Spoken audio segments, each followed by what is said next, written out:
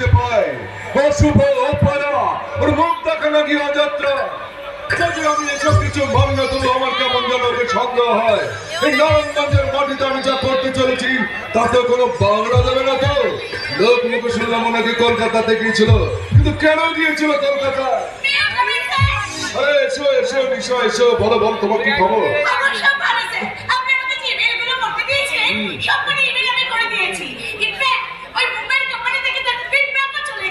Very good very good নিশা।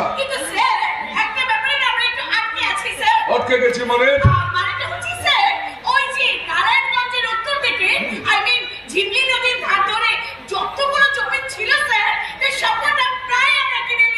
প্রায় বলছো কেন? বলছি কারণ স্যার ওই এলাকার সামনে জমি এখনো পর্যন্ত আমাদের কেনা হয়নি। ইনফ্যাক্ট ওই জমির মালিক আমাদেরকে যে জমিটা বিক্রি করবে না বলে জানিয়ে দিয়েছে।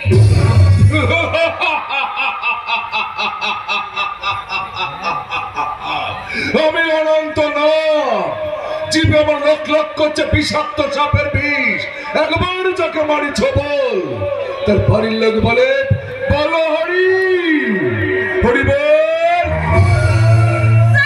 এই 7 বিঘা জমির মালিককে নিশা? ওই যে শিবুদা স্যার। শিবু শিবু শিবু শিবু মানে আমাদের নারায়ণগঞ্জের শিবু? Yes sir. তাহলে তো কোনো চিন্তাই নেই। চিন্তা নেই? হ্যাঁ, তুমি ধরে নিতে পারো ওই জমি আমার হয়ে গেছে। ঠিক বুঝলাম না স্যার। বুঝে না বলে তো তুমি বুঝতে পারবে না নিশা? এক্স্যাক্টলি। প্লিজ স্যার আমাকে একটু বুঝিয়ে বলুন না তার কারণ ফাইনালি হিসেব নিকেশ করে তো আমাকেই আপনাকে বোঝাতে হয় স্যার। Correct correct correct.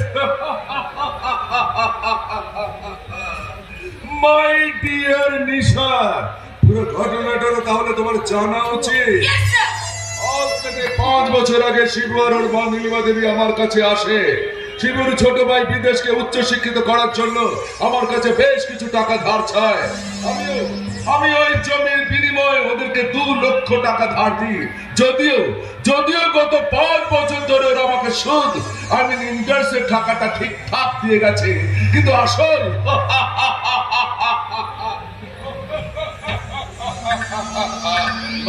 টাকাটা কিন্তু আজ পর্যন্ত আমাকে ফেরত দেয়নি।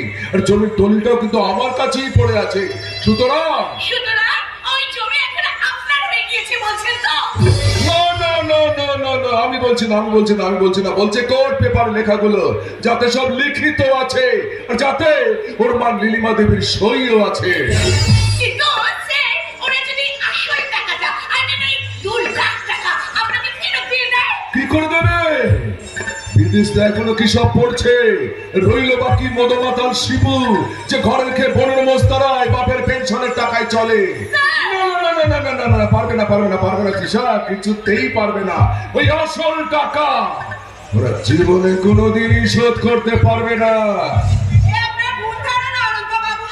আরে নীলিমা দেবী, আপনি আমার বাড়িতে